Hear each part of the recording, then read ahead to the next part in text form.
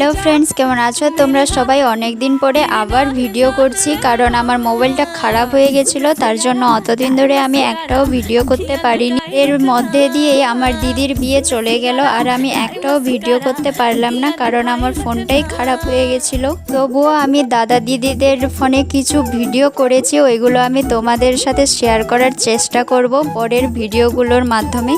আর বিয়ে বাড়ি মানেই তো হইচই, হাল্লা, আনন্দ আর সব জিনিসপত্র এলোমেলো। আর তার জন্যই আমি এই মাঝরাতে কাপড় গুছাচ্ছি, কারণ সব কিছু এলোমেলো হয়ে গেছিলো। কারণ একটা বাড়িতে বিয়ে মানেই তো সব কিছুই এলোমেলো। কোথাকার কাপড় নিয়ে পড়েছি আর কাপড় খুলে কোথায় রেখেছি আমি নিজেও জানি না। তো যাই হোক, এখন আমি আমার ফোনটা ঠিক করে নিয়েছি। এখন আমি প্রত্যেক দিন তোমাদের সাথে ব্লগ শেয়ার করতে পারবো। আর তোমরা শুধু আমার সাথে থাকিও, আমার এই ছোট্ট চ্যানেলটি সাবস্ক্রাইব করে রাখিও। আর আমার ভিডিও করতে খুব অসুবিধা হয়, কারণ আমি লুকিয়ে লুকিয়ে ব্লগ বানাই। আর আমার এই ভ্লগ বানানোর ব্যাপারটা এখনো পর্যন্ত আমার ফ্যামিলিরও কেউ জানে না। আসলে আমাদের পুরো গ্রামটার মধ্যে আমি একমাত্র মেয়ে যে এই সোশ্যাল মিডিয়ায় আসছি, ব্লগ বানাচ্ছি, নিজের চেহারা দেখাচ্ছি।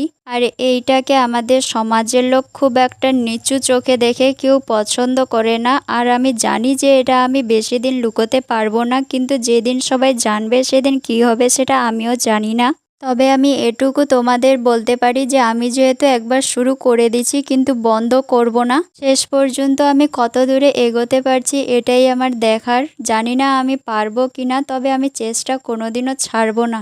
আর যদি তোমরা আমার সাথে থাকো তাহলে আমি আরও ভালোভাবে ভিডিও বানানোর চেষ্টা করব, আরও বেশি সাহস পাবো, যেন আমি ফ্যামিলিকে বুক জোর করে বলতে পারি।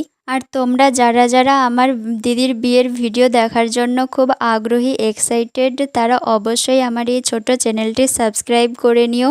তো আজকে এই পর্যন্তই, দেখা হবে আবার পরবর্তী ভ্লগে। বাই।